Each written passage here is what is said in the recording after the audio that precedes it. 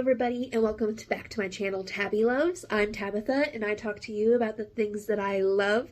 Today, we're going to be starting my April Exploring Smut pick, and that is Your Knife, My Heart. I actually saw this in a Walmart, book section, and it had caught my attention because it sounded vaguely interesting. Like, it's giving oh my god, what is that? What's that one? Bad guy movie. Why am I blanking on it all of a sudden? You know the Harley Quinn one? Where it was like Harley Quinn and a few other bad guys? Oh my god, what was it called? You know which one I'm talking about. Suicide Squad. That's what it was called. It's giving Suicide Squad with this secret, military group. And one of these guys is apparently this, psychopath who always murders his partners. And he gets given this girl as a partner, and obviously they're going to fall in love in some way, but it's going to be super toxic, and honestly, I'm here for it. After having read a dark romance that I wasn't that big of a fan of last month, I'm hoping that this one scratches more of the right itches. And if you stay tuned till the end of this video, I will be including a special guest, my friend Adia. She is reading this book along with me for our book of the month that we read together. And I will be inviting her on, and we'll be discussing this book as well. So that's going to be lots of fun. So anyway, let's get started reading it.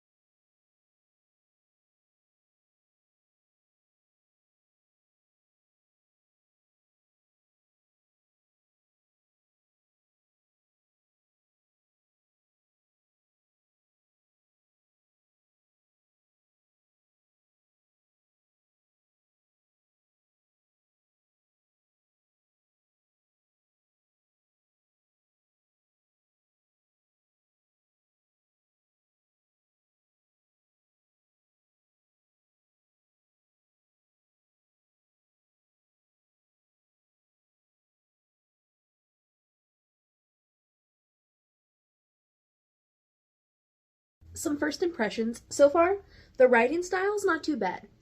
There's a few things that made me cringe already in the prologue. However, there are things that I think I could get over.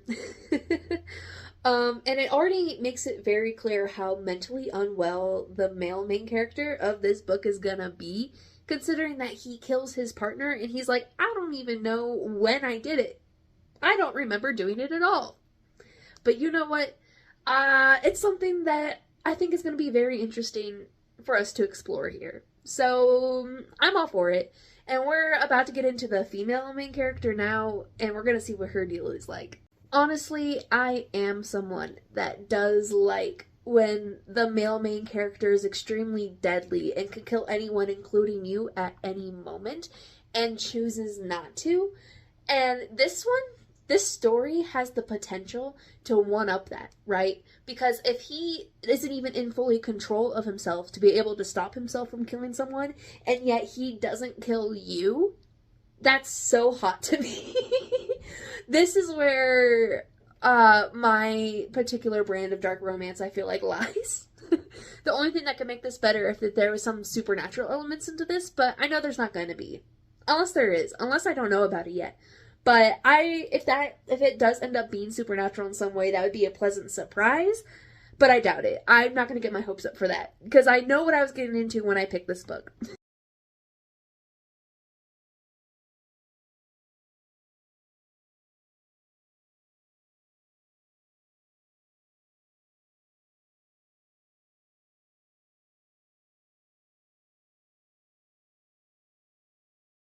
Okay, we got the rundown on the female character in a series of world building dumps. Just in the conversation she has with the person that kidnapped her from her cell, on death row, I guess, to join this secret underground group. And I guess everyone working in this underground group, unless they specifically like being in the underground world, they are fighting for freedom and a second chance. Which, don't get me wrong, I'm all for empathy and offering people second chances, but if they're going after the worst murderers and most violent criminals they can, it seems like giving these people a second chance to enter the world without anybody knowing who they were in the past, I sense some issues there. Like, let's take the male main character from the beginning. He was killing his partners without even realizing he was killing his partner. Like, he killed the partner and didn't remember doing it. That's not necessarily someone I think should get a second chance to just go out in the world and just be free once he earns his card, if that's what his goal is. You know, I sense some issues with this.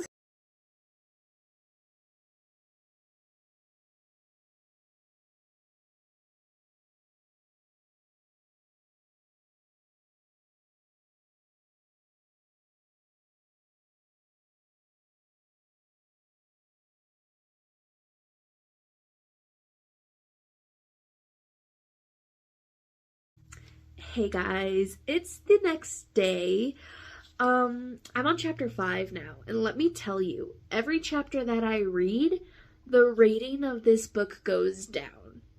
There are quite a few things that I am starting to discover that are getting on my nerves. First off, there's quite a few inconsistencies with this story already.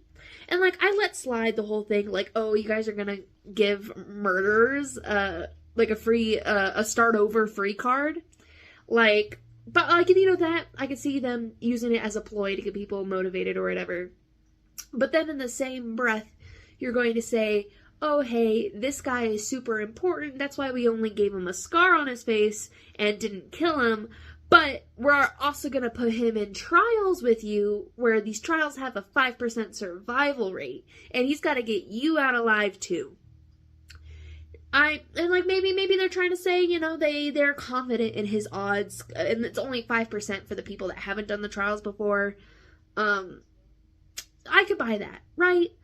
But then they're going to turn around and also be like, okay, here's the barracks or whatever where you're going to be staying when you're doing these trials. And look, you both have to share a single twin-size bed for some fucking reason. The only reason I could think is because it's a fucking spicy romance book. Like, I don't see why any other reason why that they would do this. And like, in what world? And then you only find out at the end of the chapter, actually, that bed belongs to someone else. And they're going to be fighting him for it. For some reason. And look, I am willing to suspend my disbelief a lot for books like this. Okay? Like, I know going into it that these basically erotic novels are not going to be the best written.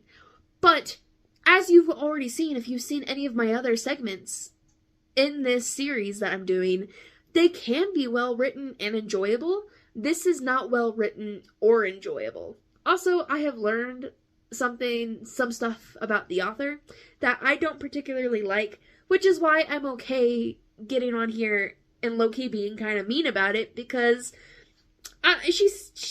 from what I've heard, it kind of seems like she might be a bit of a mean girl. Sorry, not sorry. Anyway, I will still be reading as much of this as I can, and maybe come on here for some more rants about what's going on in the story. This is why I give spoiler warnings, just in case a situation like this goes on. And my friend that's going to be at the end of this video, she's also not liking it, so prepare for us to bitch up a storm about it at the end of this episode.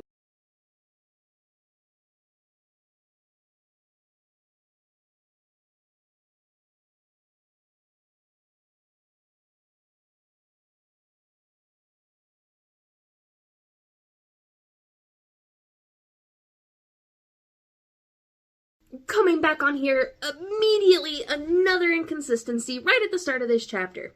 Okay? End of the chapter. the main male character, Cameron, he interjects. He and says, "I'll spar with you. It's only fair since she's already punched you." And then the other guy says, "I'll take you both on. You look wimpier than her." And then he smiles and is like, and the girl's like, "I think the guy just signed his own death certificate." And then you get up to the next page. Immediately it starts out with her fighting him. Did I miss something? Like, I thought the MMC was going to be fighting this guy, but now this guy's fighting her? Unless it was implied that he's going to fight both of them, but it kind of sounded like the MMC was going to take this first fight. I don't understand.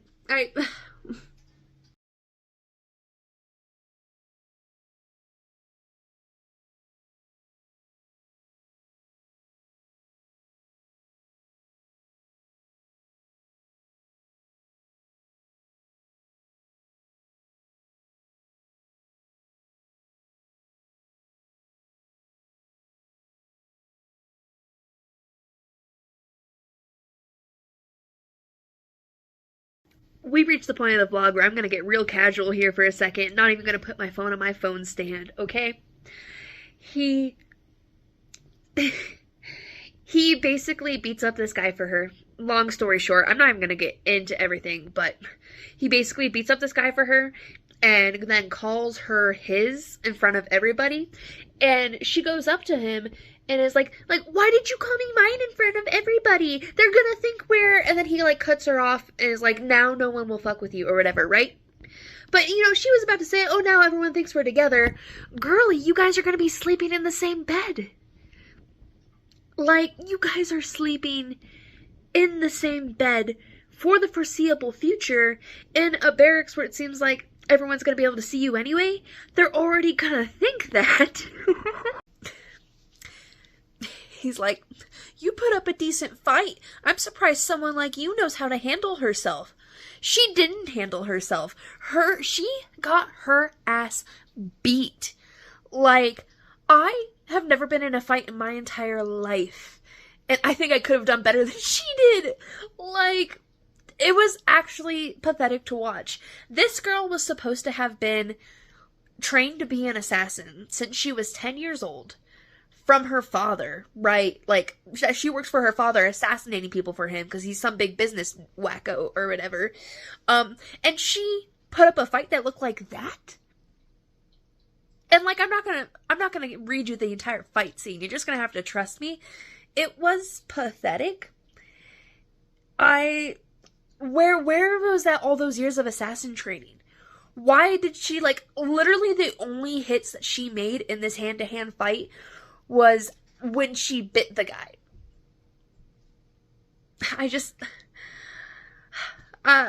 This may have been the worst book we've read on exploring smut so far.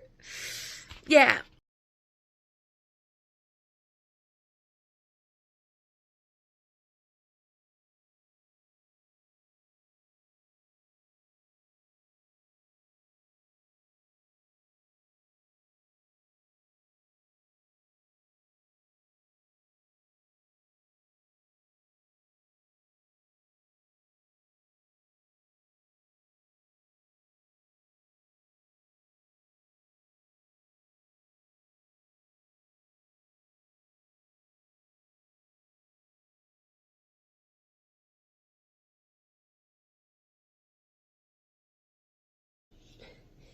He goes, "Why would you need to be tough? You look like you were born with a silver spoon in your mouth." And she goes, well, he's not technically wrong or whatever because her dad was a bigwig business rich guy, right? But I'm like, everyone that's been sent down here are super fucked up murderers. Everyone that's been sent down here has committed heinous crimes. Don't you think that alone would have been a reason that she would have needed to be tough? Because she's committing some heinous crime? Like, it's like they keep forgetting. I don't know. I don't know.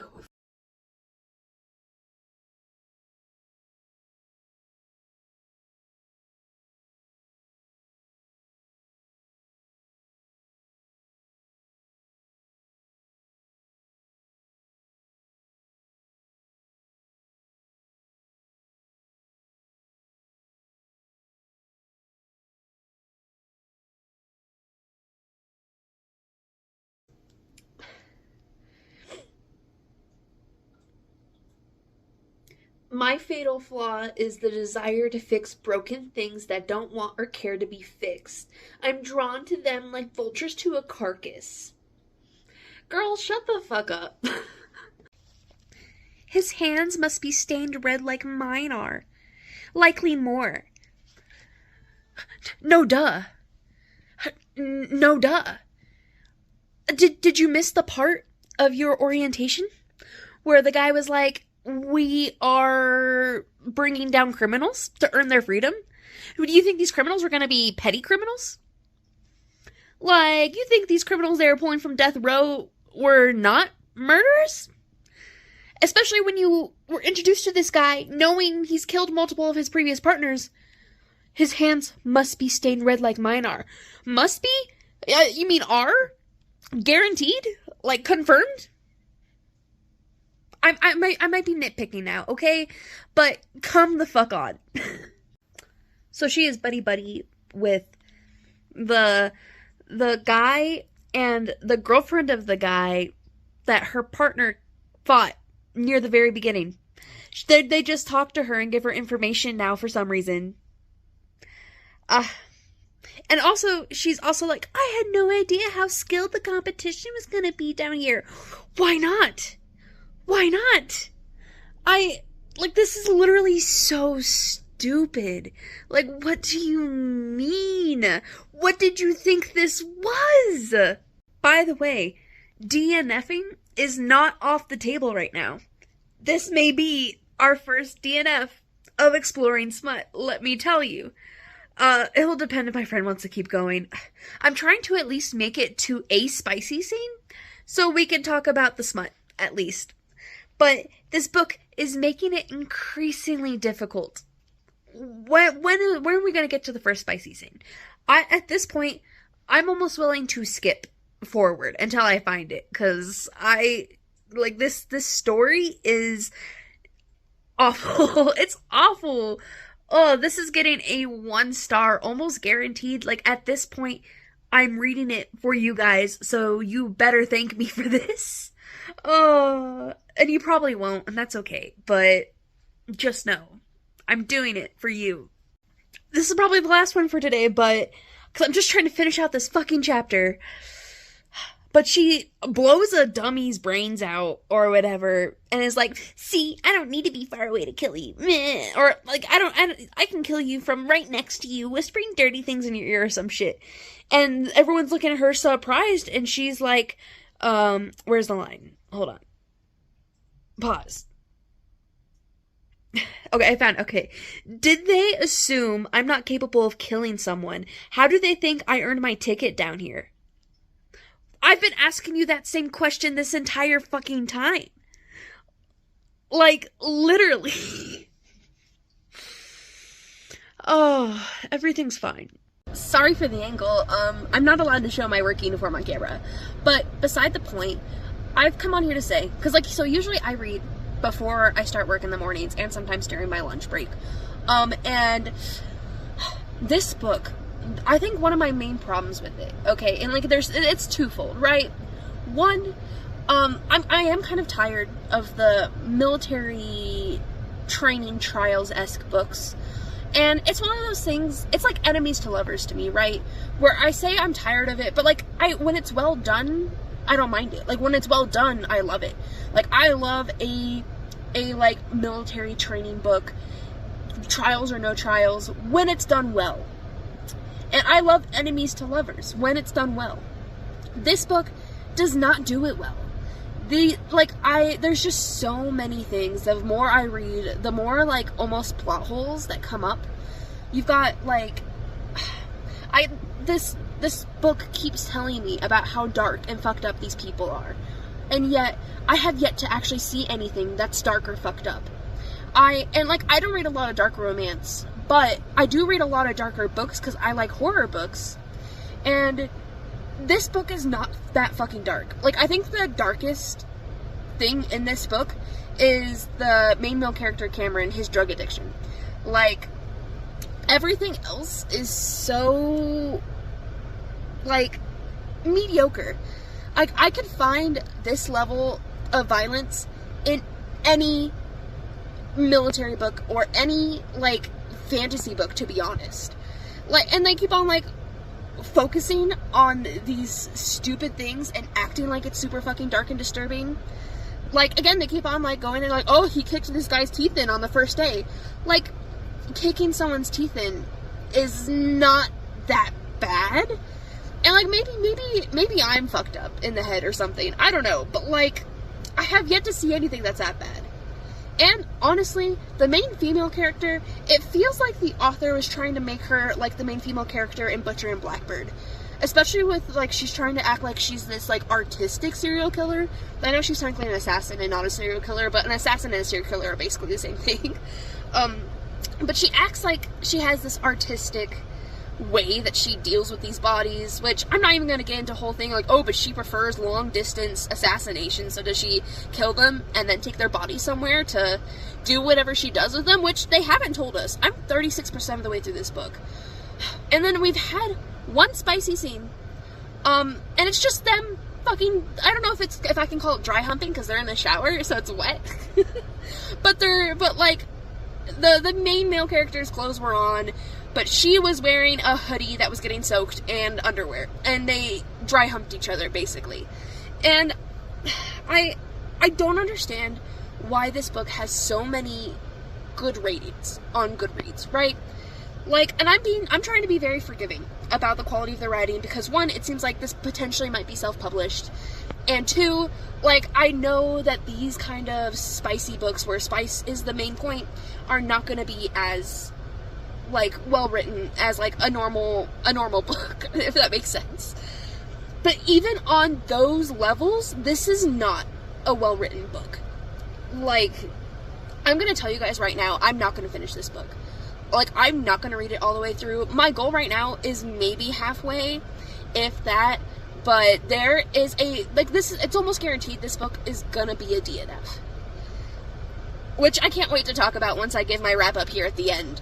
Especially when I'm talking about it with my friend, because my friend is also hating it. So, you know, I'm sorry if you're someone that likes this book. I don't understand why you like it. I'm gonna say that straight up. I don't understand in what world you like this writing, but to each their own, I guess. Yeah, I'll keep going. It's another day. Hey, hello, hi. And hopefully this is the last day I'll be reading this book. Is it because I'm near the end? No. My friend, she's a little bit ahead of me, and she found the first actual smut scene.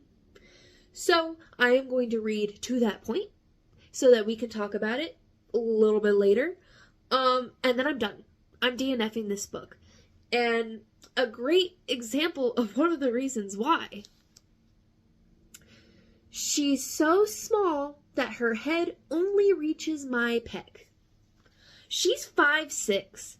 Look, like, even if this dude was 6'4", right? Or, like, let's go a higher end, 6'7", whatever.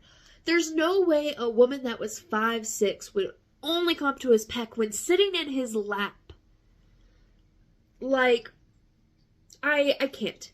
I absolutely can't. Some other things that I have noted since I last spoke to you guys. It's actually been technically a few days, but beside the point. First off, there is so much of the author telling me about all of this relationship development between the main female character and the main male character, and we have yet to see it, really. Like, she says it's happening, and oh, like, she like the main female character likes being in his presence, and all of this that's supposedly supposed to be them bonding, though we don't actually see anything. A week before they go to these trials, that's when he starts training her in hand-to-hand combat, even though she has shown that she's not strong at hand-to-hand combat, and keeps on getting beat in hand-to-hand combat all the time. But no, he's gonna wait a week. And then, there is a semi-spicy scene. They don't go all the way, which is why I didn't count it before. But, basically, he's getting her off. And she hits him with the, "What are we?" Why, you've known this dude maybe 3 weeks.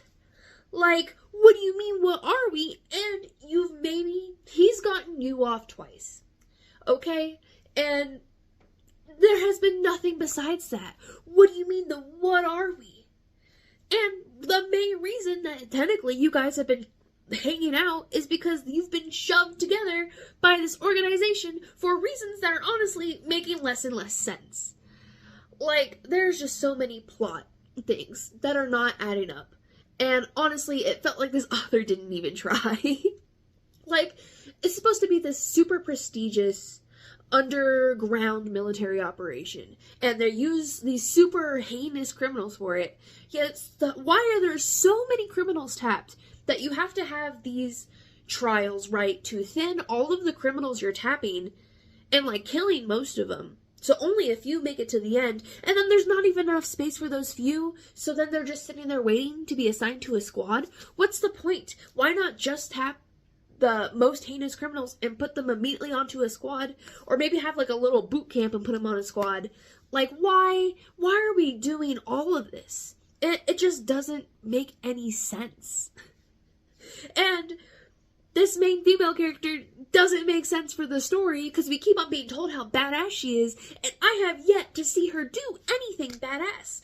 And the one scene that was supposed to be her being badass, when she just goes up to a dummy and like blows his head out and says some cryptic shit about whispering in your ear when she kills you or whatever, that wasn't even badass. That was stupid. Anyone could do what she did, to be honest. I could do what she did. My friend could do what she did. It's so stupid, and that we haven't seen her do anything remotely anything cool since that moment. And I'm nearly 50% of the way through this book. I think we get just 50% when we DNF. Like, read it just enough to kind of see what the first trial is. Enough to see what the spicy scene is actually gonna be like, because that's the whole purpose of the show. And then I'm wiping my hand of this book. Oh, I'm so over it. I also don't really believe in the whole original crisis of the book, which is that the main male character keeps killing his partners, and yet they keep playing it up. They keep on being like, she keeps on being like, oh, he's going to kill me. It's not if, it's when. It's like, it's inevitable that he's gonna die. Oh, my death is inevitable by his hands. And I have yet to actually see anything that indicates that he's that out of control. Like, there is one scene where he seems like he's on the verge, and she just slaps him, and he just gets over it. Like, that easily. And if it was that easy to knock him out of this trance the entire time, then wouldn't any of his previous partners fighting back do that? And to add on top of that, it's giving, why are you doing this, Derek? Look at me. It's me. You know me. This isn't you. That's exactly what this book is giving. Like, sorry, not sorry. And, like, the only kind of semi-interesting thing that's been happening is the main male character's drug addiction. And it's not even written very well at all either. And we only see it in little tiny slivers because we do not get the male's main character's just, like, internal monologue very often. So, and I don't know if you can tell, but I don't recommend this book. I am going to read to where my friend stopped. I will update you guys a little bit more. There'll be a few more shots of me reading. And then I'm wiping my hand on this book. And it'll be the conversation with my friend. So, let's get this over with. I have like 3 chapters left until I can be done. In 541 became the most devastating pandemic in recorded human history. Procopius of Caesarea, court historian to Emperor Justinian, documented the plague's progression with mathematical precision in his Wars of Justinian, written between 550 and 560. At its peak in Constantinople, he recorded 10,000 deaths per day. John of Ephesus, writing his ecclesiastical history, completed in 585, described entire villages found empty along trade routes, their inhabitants dead in their homes, with no one left alive to bury them. Modern epidemiologist Lester Little, in his 1994 study Plague and the End of Antiquity, calculated that the pandemic killed between 25 and 50 million people across the Byzantine Empire, North Africa, and Western Europe. The plague strain, identified through ancient DNA analysis by researchers at the Max Planck Institute for Evolutionary Anthropology in 2013, was Yersinia pestis, the same bacterium responsible for the Black Death 800 years later. But this earlier outbreak displayed characteristics that modern epidemiology struggles to explain. The plague moved faster than any known transmission model predicted. Medieval chronicler Evagrius Scholasticus, writing in his ecclesiastical history around 590, documented the disease spreading from Alexandria to Constantinople, over 800 miles in less than 3 months. Trade routes and military movements cannot account for this velocity. The mainstream explanation is straightforward. Bubonic plague, transmitted by fleas and black rats, spread along established trade networks connecting the Byzantine Empire to India and China. Climate data from ice core analysis suggests cooler, wetter conditions in the 6th century created ideal breeding environments for disease vectors. The pandemic's timing coincided with Justinian's ambitious military campaigns to reclaim the Western Roman Empire, creating perfect conditions for disease transmission as armies and supplies moved across continents. Y'all. So, like, this is supposed to be a dark romance, I'm pretty sure. A dark military romance. That's how it was marketed to me on the book itself, when I looked at it on the Walmart shelf, right? They put her on a blindfold when they put them in the back of this train. And apparently the caboose, for some reason, the rest of the train is blacked out windows, but the caboose, for some reason, doesn't. And that's where they put them for, because, you know, I guess that's the most secure part of the train. Everyone knows is the very end of it. Anyway, and they make her wear a blindfold because they're like, oh, we have secret stuff that this train might drive through. We don't want you to see it. So she does, and I'm like, okay, at least it's going to get somewhat interesting 50% of the way through. Because, you know, blindfold, dark romance. Like, there's an obvious conclusion to be drawn here. Almost immediately, the MMC is like, I won't tell if you take the blindfold off. And she does. Where's the fun in that? What happened? This is one of the most vanilla dark romance books I have ever read. At least Little Strangers, they were tearing up a certain part down there with chains while her adopted brother was fucking her. What is this bullshit? Like, I haven't even gotten to the part where they're getting, like, fully anything like that, but the blindfold's already off.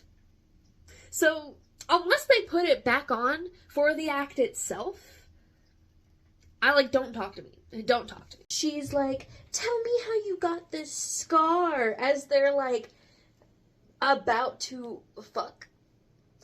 And he starts telling her the story about how his mom nearly killed him, and so then he killed her by putting a screw or a nail or something like that through her eye, and then taking the hammer and putting it through her head.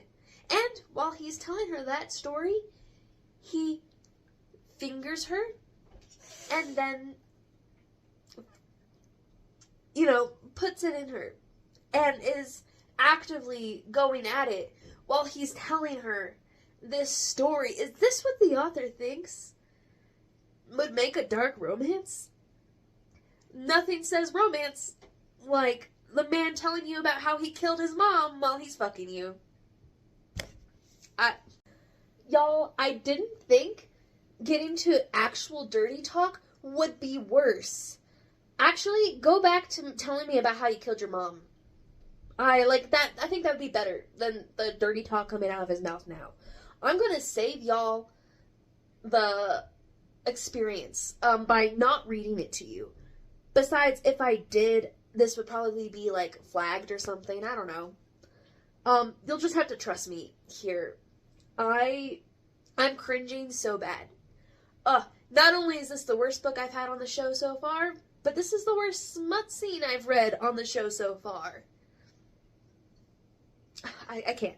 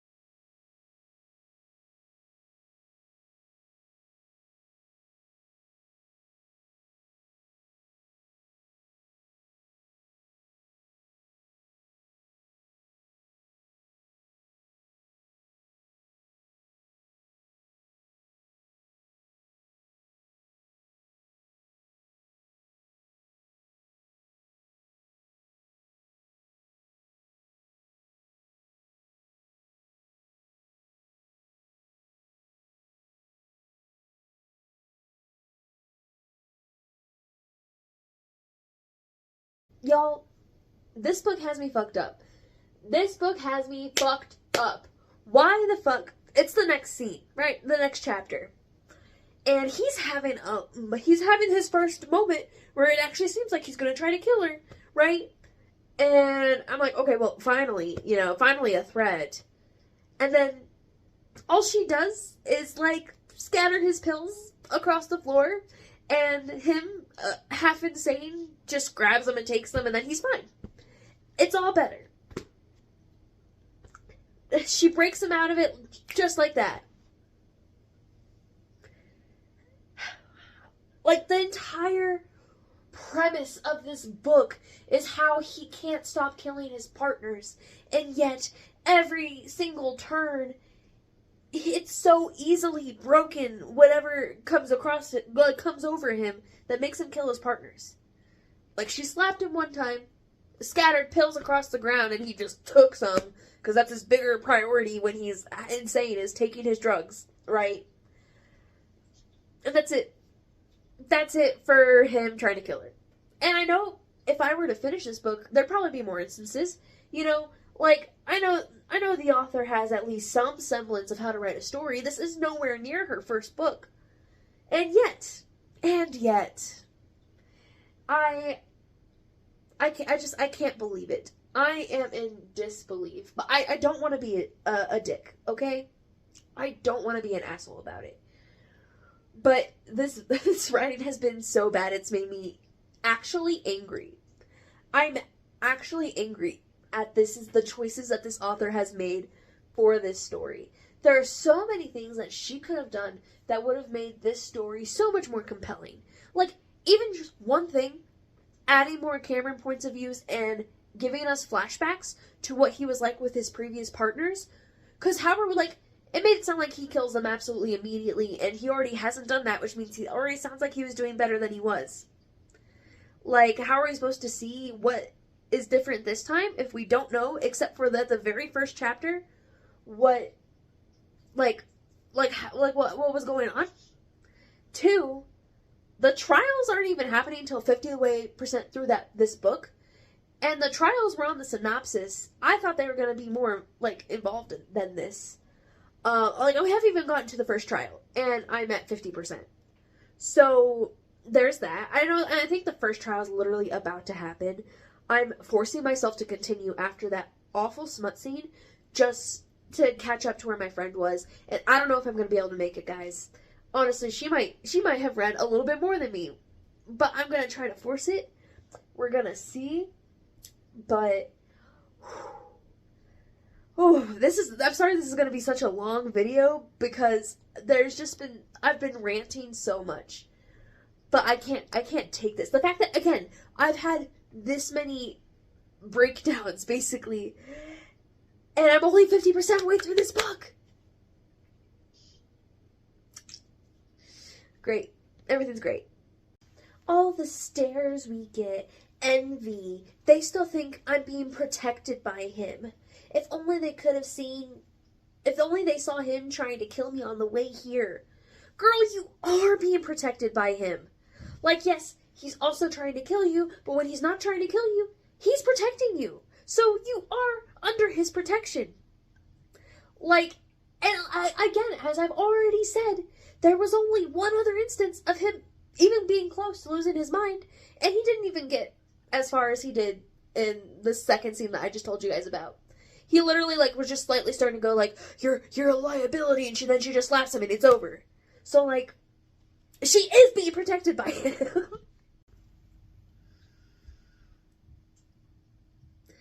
What's wrong? I shake my head. I have a feeling this is going to be a bloodbath. Cameron's mouth firms as he takes in my nervous state. Depends on the trial. We'll find out soon. What do you mean depends on the trial? The guy at the very beginning of this whole boot camp thing said the first trial, half of you are gonna die. No matter what the trial is, it's gonna be a bloodbath. But whatever. I did it.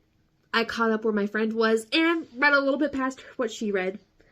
But, so basically, just to summarize for y'all, The first trial was, they said it was see if you can recognize your teammate, but basically they just had to kill half of the cadets. Like, they're like, oh, as soon as this number drops to 50, the trial's over, so they just start killing each other.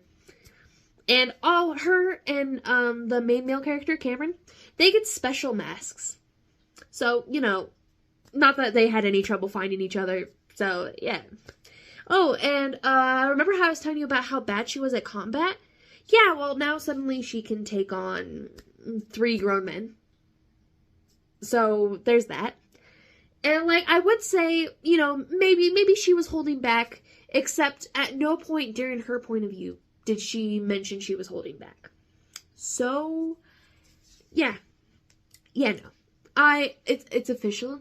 I'm officially DNFing. And I already gave most of my thoughts, you know. And my friend and I are going to talk about it in length, right after this clip. I'm going to have her on in a second. But basically, my number one question, was this book hot? No, it was not. I didn't even enjoy the spicy scenes that were in it. And look, I'll acknowledge because I'm DNFing. Sure, maybe there's story stuff that I was complaining about that does get, like, some sort of explanation or resolution or something. But look, having read as many books as I have, I should not be finding this many inconsistencies in your story. And not to mention, there is at least 3 different spots where the scene, no transition, no nothing, is just suddenly, like, we're suddenly in a new scene.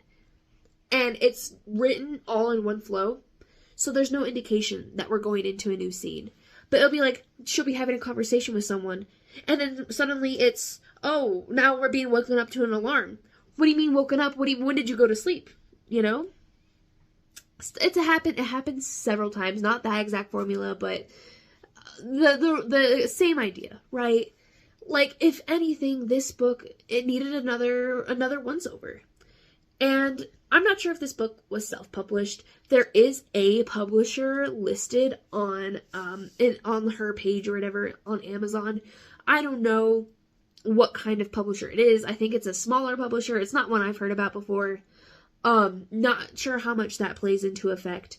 And I talked about it a little bit previously, but this author also turns out is kind of an asshole. I saw some things that people were saying that she has done, both confirmed and allegedly. And it makes me glad, honestly, that her book is kind of crap. Not gonna lie. Now, how she has so many books out and how this one has such a good average rating on Goodreads, I have no clue. Like, why is the average rating on Goodreads a 4.14? Why are so many people giving this book 4 and 5 stars? That's what I want to know. But you know what? To each their own. Look, if you loved this book, I'm sorry. I'm sorry for how much I've shat on it this entire video. There's just too much that's not adding up here. There's, like, again, there just needed to be, like, more editing. There were so many different directions she could have gone. Again, 50% of the way through the book, and honestly, it was almost like nothing had really happened. Like, it seemed like anything that was character development-esque, like, relationship development-esque, was more just told to us or happened off-page. Like, we got 3-4 weeks of training that we barely saw any of. Like, we don't find out till the second trial that those guys apparently killed a cadet in the bathroom. We don't find that out until they're already in not the second trial, the first trial. They're already in the first trial, and that's when we find out this happened. Why didn't we find out during the weeks of training? But, you know, I guess what do I know? And, like, I know I've said before I haven't read a lot of dark romance, but I've read enough to know that this is kind of a sorry excuse for it. Sorry, not sorry. Anyway, let me go ahead and move on, and here's my friend Adia. She also read it. We're going to be dissecting it. We're going to get into the usual stuff I like to talk about at the end of these videos. And yeah, I'll see you guys in a few seconds.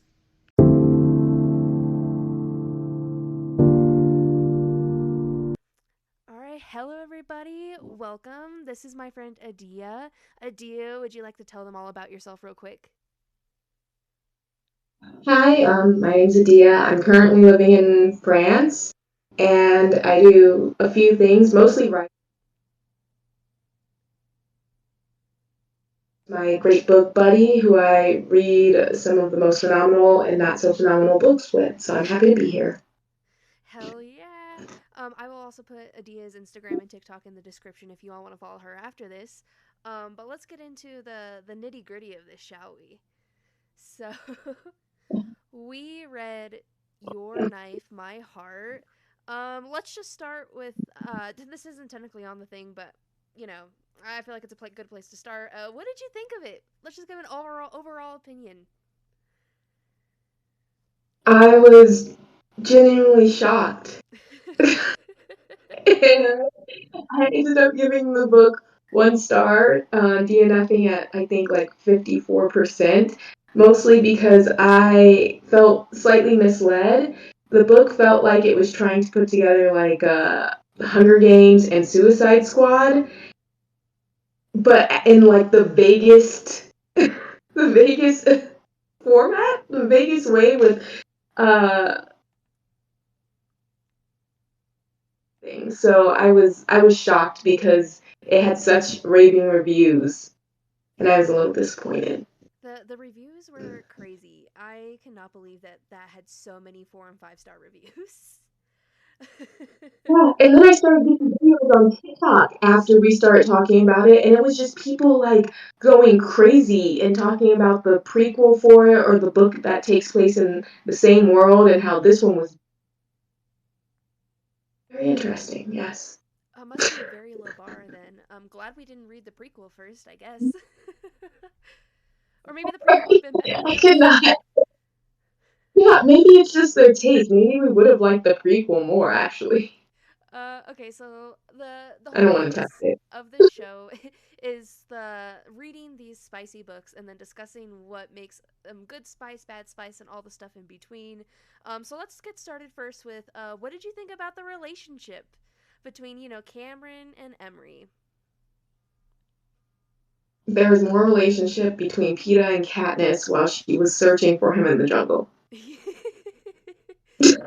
Definitely. There was more relationship between her and that girl Bree, that was the random side character, than there was between her and Cameron. It was. They had way more dialogue. They got to know each other. Bree makes several facial expressions that we never get from Cameron. He's like psychopathically stoic, and I guess it's supposed to be his character, but like it just doesn't align with his dialogue either. It does not. And like they just kept on telling us how close they were getting to each other and how much they like spending like time with each other, but like we don't ever see any of this.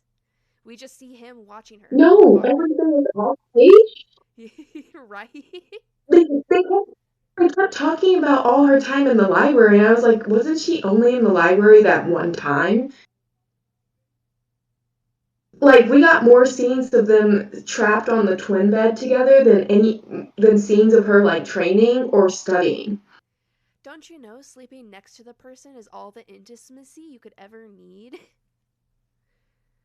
You Of know, course, that's how everyone gets married these days. You cuddle and you decide, you know what, this person's the love of my life. they really said one bed trope, and that's the whole book. At least the first 50%. It wasn't even just one bed, it was like one twin bed. What? Awful.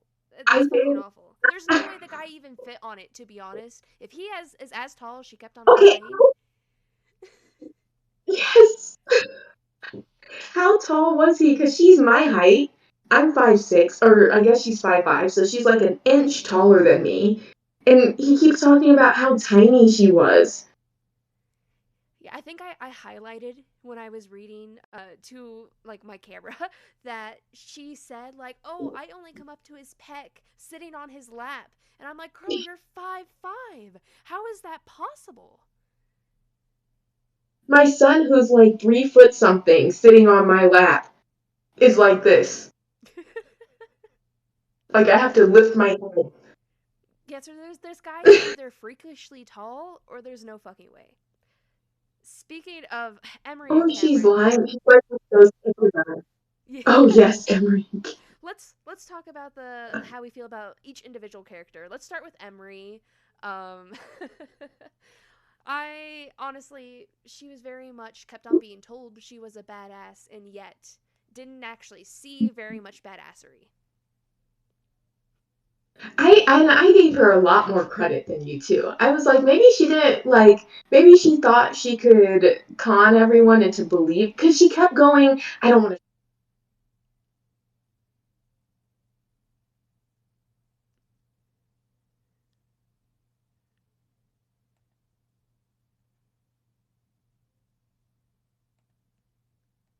Did I kill him? Like, who cares? But she did, and then he got her. And the other 2 fights, she did get her ass kicked. But I really thought that she was just holding back on us.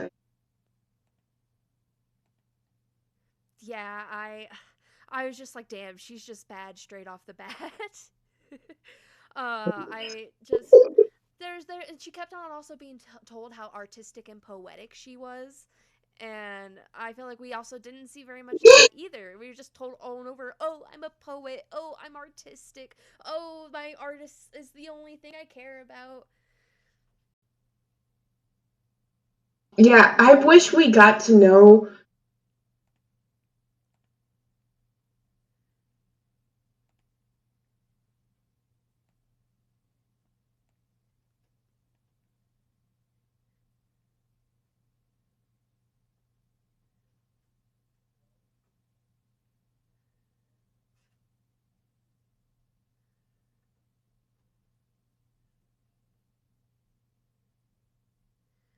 I mean, I think I said it before, but I literally think it's just the author wanted her to be, and I know you haven't read Butcher and Blackbird, but the female serial killer in that was very artistic with her villains, or not villains, her kills, though they technically were villains because she killed like bad serial killers basically. But she would like hang their eyeballs from shit and that kind of stuff, and we actually at least got descriptions in that book, you know. And I think that's exactly Yeah, where she pulled the inspiration from, but she couldn't actually pull it off because she couldn't think that far ahead in advance. And you know, maybe we got more depictions of it later in the book that we didn't read, but it's because it wasn't worth reading up to be honest. I doubt it though. We only have like 100 and something more pages. And I saw one-star review that said once they went into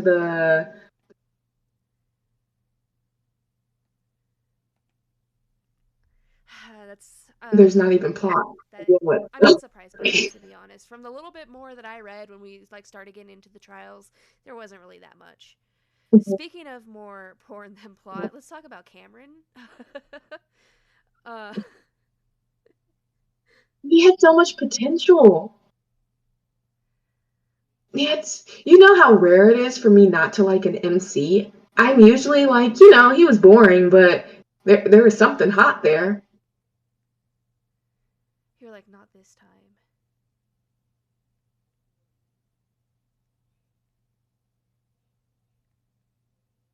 And instead he was just obsessive and like a puppy dog, but not in a cute way. And then his dirty talk, I know we'll get to that next, but oh my god. Oh, yeah, don't even get me fucking started. I mean, you'll get me started here in a second. I like you said, so much potential. The the whole like drug addiction thing could have been like a lot deeper and a lot more insightful, and instead it just felt like this weird covering arch to show how crazy he was, or like, oh, I'm only good for them because I can take their drugs, sort of thing. Yeah.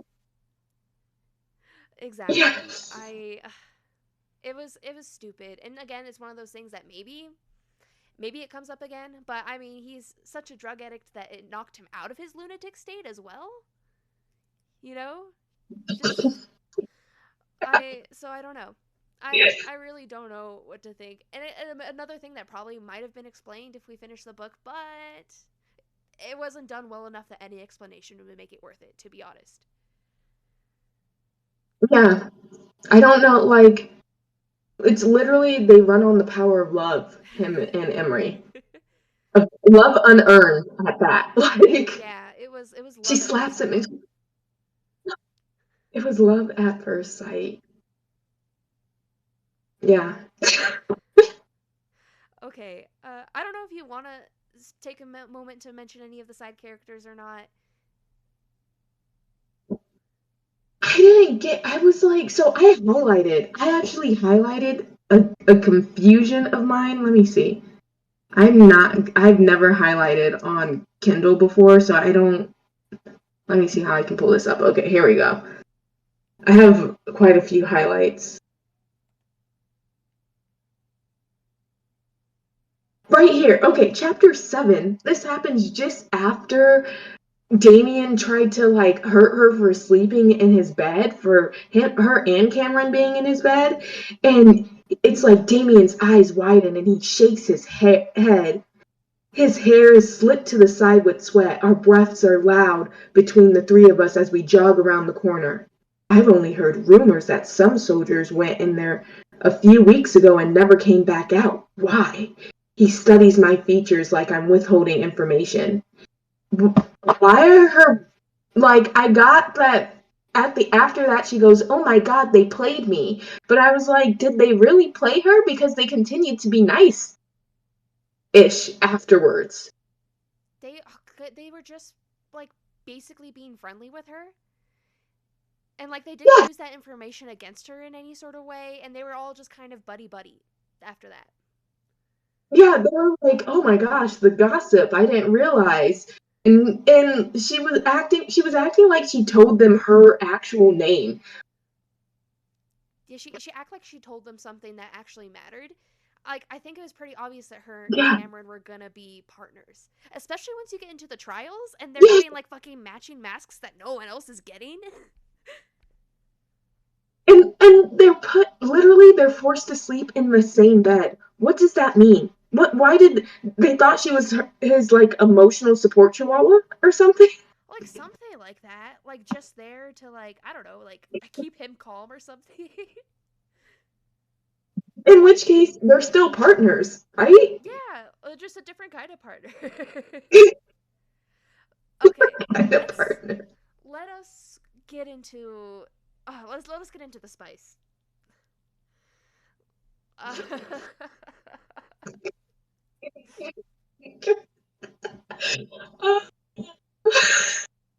You can start. okay, let's just say that I have never been drier during a spicy scene. Like I and like it was very basic, like there was nothing extraordinary being done except the atrocious dirty talk. Like I think him It's telling illegal. it's him telling Emery, "Yes, choke me and make me come like the good little soldier that I am." I Yeah, you can screenshot and include my text for that moment if you'd like, because I feel like it embodies both of our feelings I for am that just scene. so I was so disgusted. Yeah, I was not ready for that's this. when I was like, girl, oh, I don't I don't understand how that was supposed. Like, I definitely at times like simpier boys. Like, I like soft moan in your ear boys. That can be done well and cute, but I think it was the like full complete sentence structure I and the lines before it. I hated him calling himself a good little soldier. Like I think that is what was specifically icky about it. Like why would you be into that? Isn't you being like a good little soldier like the whole point of your character arc or something? Like I can't. I literally could not. That's why I knew That's that the what I rest of the meant by spice him wasn't being worth it. like, yeah, And that's what I meant when I said he had like a weird golden retriever thing, because his whole character is that he secretly just wants to be useful. He secretly just wants praise.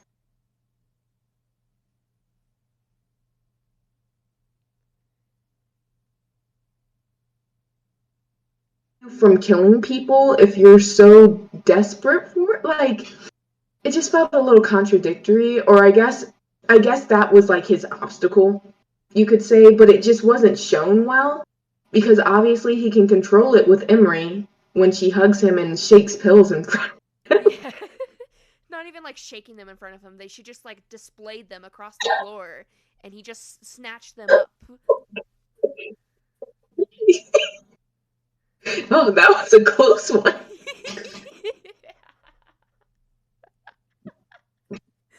Oh. That was his little response. Oh, that was a close one. And didn't she just go like, oh, you just tried to murder me with your dick out? Just completely unfazed. Maybe it was supposed to be funny. I mean, I do think it was supposed to I'm be laughing. funny. I just don't think it was funny how she wanted it to be funny. I think when I knew it was going to be bad was the dry humping in the shower scene. Yeah. That's when I sent you the picture of my. Yeah. Like that was awful. That's when I kind of knew too. Especially when it was like, oh, her legs didn't work from being like sitting in his lap like that for so long, and she fell just right back down on him, hotly. I was like, maybe I'm a virgin, but I'm pretty sure I've never. Yeah, From that situation, I would say. oh, it was just like I said it before already. It was the worst spice I've read on this show so far. 100%. And again, the book before this was literally adopted siblings. So that says a lot, I think. I think so too. I need you to read Meat. I'm recommending that one because that was at first the worst I've ever read, and this has topped it. Fantastic. I'll keep that in mind. I'll add it to my list. Okay, let's move on to the next question. What did you think about the plot setup initially? I was like I said, I was really looking forward to this concept of like this military, this secret military romance.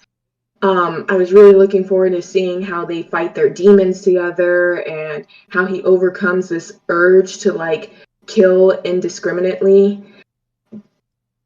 But it didn't happen. No, it never did happen. I was hoping for a lot more of it too. I thought the trial thing was going to be different. Like they made it sound different in the synopsis. Like, ugh. Yeah, the trials didn't even make sense because they gave them matching masks and matching vests too, right? Yeah. Like double matching things. And then you're supposed to figure out if you recognize your partners. Honestly, them recognizing their partners almost seemed like it didn't actually matter to the trial. You just had to be the 50 that survived. Mm-hmm. Yeah, I just didn't understand the whole like escape room introduction. It was so bad. I have no clue. uh let's go back to Cameron's drug addiction setup. Like how do you think that this could have been done better is basically what I'm going to be asking you. So I think, first of all, the progression in the drug addiction, like we're told that he's been doing this drug the longest out of anyone.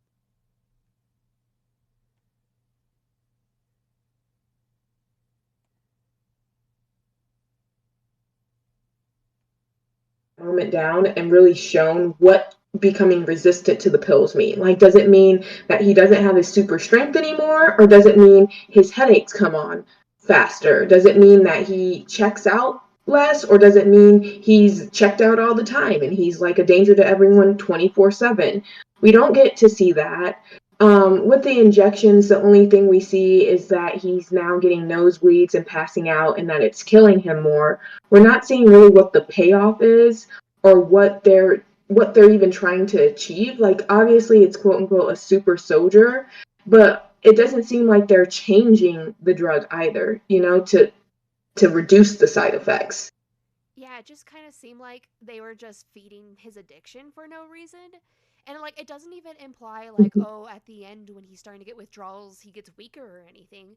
Like it doesn't seem like his abilities matter or depend on him taking these drugs. So it's just kind of like, well then why are they even doing this to begin with? It seems like a drug addicted soldier would be worse. Low key. Yeah, I mean, imagine if the enemy got a hold of those drugs. They just spread them across the floor. And then they just snap out of, Get over that. they'll just go for the drugs instead of the enemies. Yeah. Easy peasy. All Yeah, done. yeah, literally. And so, like, and then also I think his internal dialogue did not, again, it was a lot of telling. We were told that he's crazy. We're told that he has this rough life, that he came from. We're told so many things, and it's not reflected in his internal dialogue, his actions, which was disappointing. Honestly, we got nothing from him but the drug addiction. Like, we got the drug addiction and him potentially, he is going to eventually kill his partner.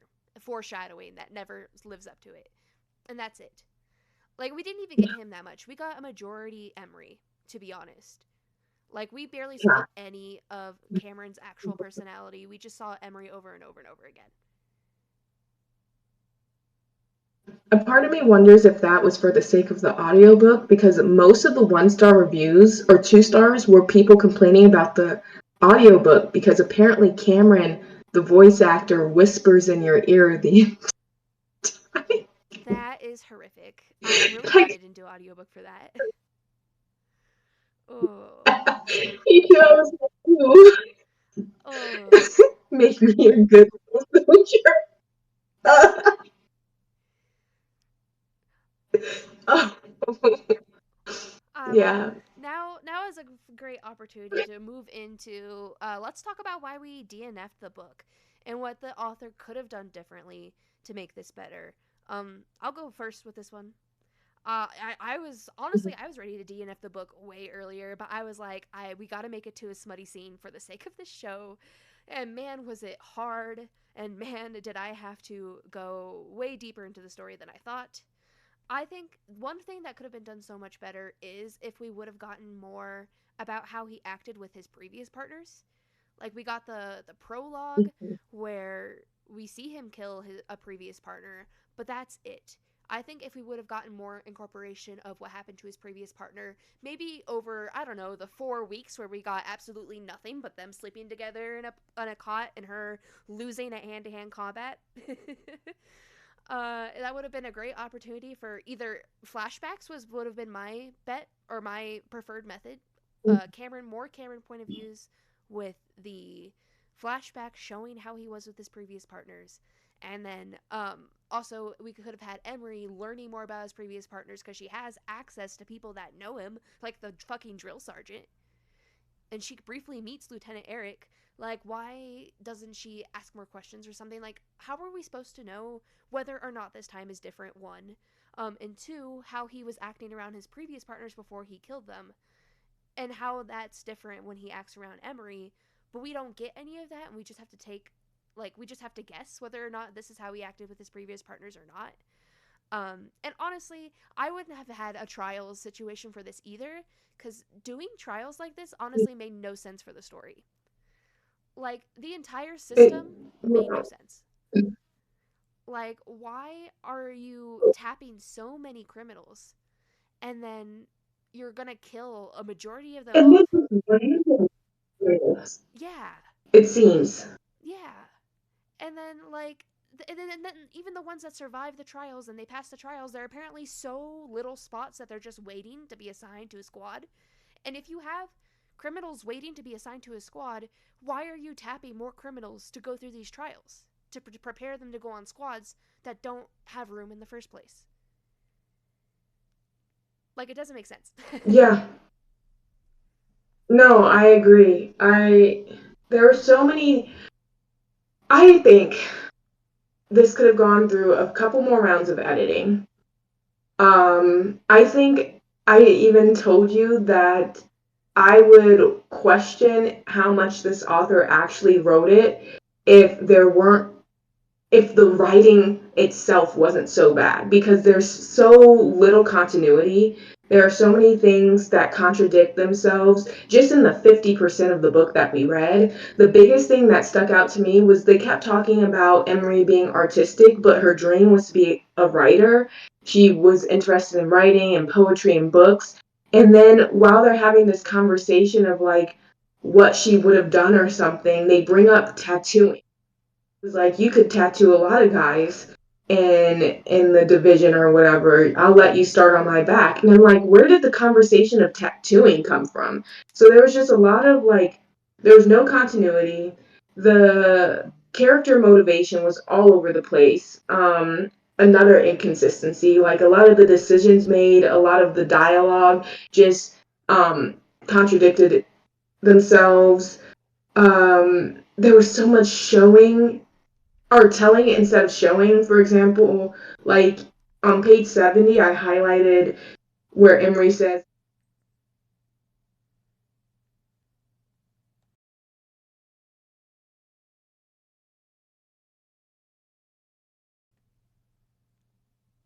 beside him because that's her man. And I'm like, if you had actually shown scenes of them being together, of her learning him in the way an assassin would, even like just to show that she's an assassin and she has this ability to discern things and to watch people and to like create a long-standing plan, then we could have also been shown how she yearns to fix things and how she goes from analyzing him to trying to help him. But the author never does that. She never slows the story down enough to show rather than tell. She just wants the reader to instantly believe the scenario she's putting in place. And yeah, I wish that she just didn't make Emery Emery. I wish that Emery was taking the fall for someone else and that she was.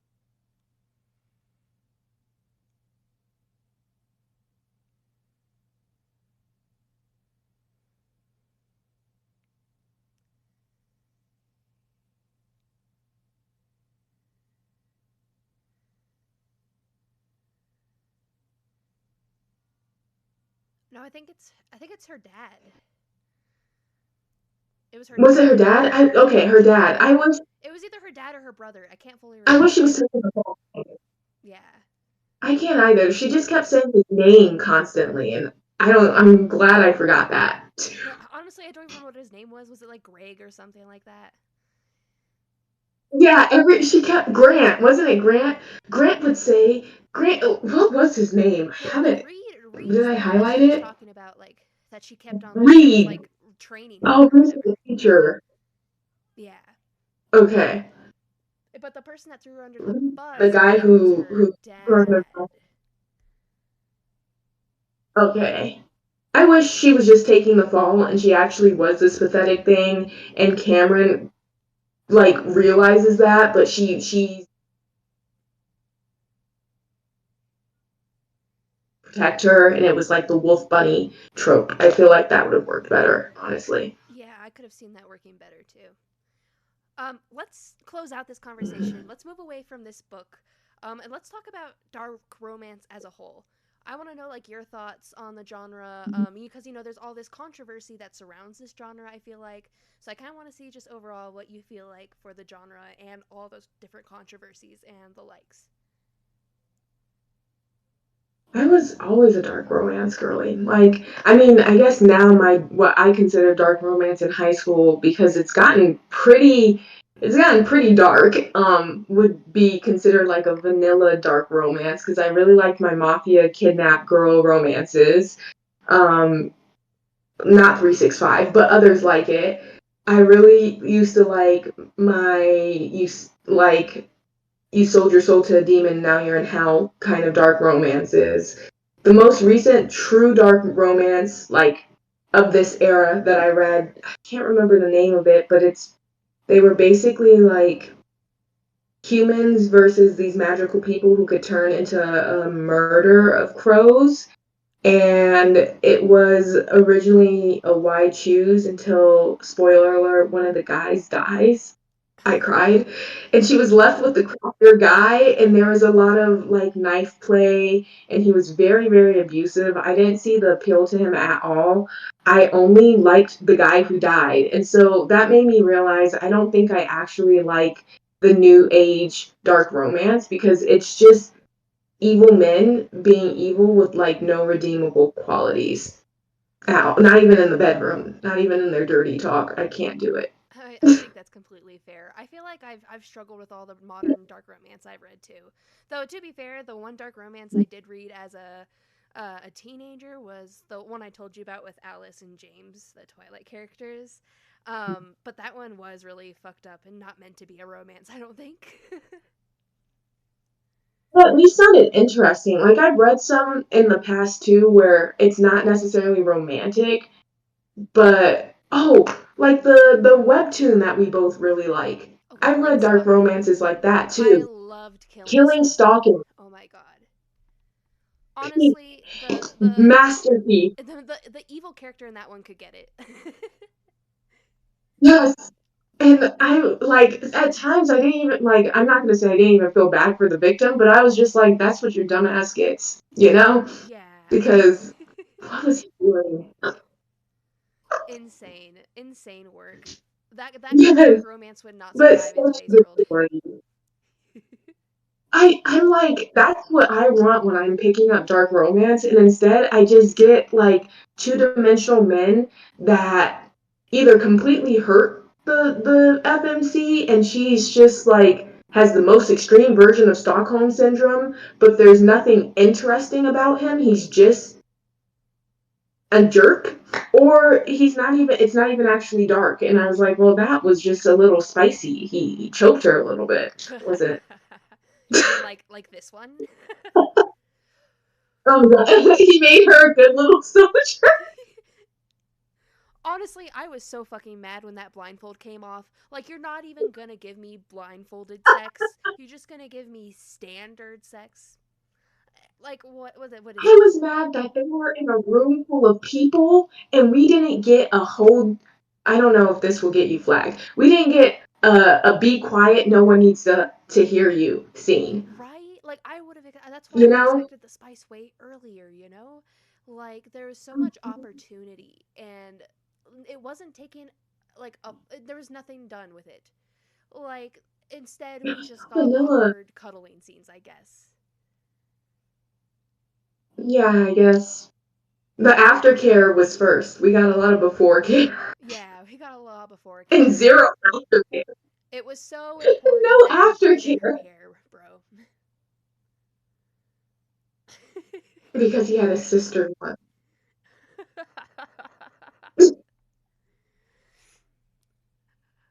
I gave this. If I could give the book no stars, I would have. If I could delete the fact that I spent several nights forcing myself to read the book instead of reading some of the other books that are much more enjoyable on my Libby, I would. Me too. I'm behind now for the books I wanted to read this month, so yeah, that's great. There's like 4 books I want to read before the end of the month, Yeah. and there's like 2 weeks, so Yep. No, me too. I'm really proud of us for sticking through that. totally worth it. Well, thank you, Adia, for coming on this episode. I really appreciate you going through that form of torture with me. Uh, like I said, you can I'm find really her game. info in my description. Her Instagram, her TikTok. Go ahead and follow her there. And thank you for my video, coming and seeing my video, I guess. And I'll see you guys in the next one. Yeah. Goodbye.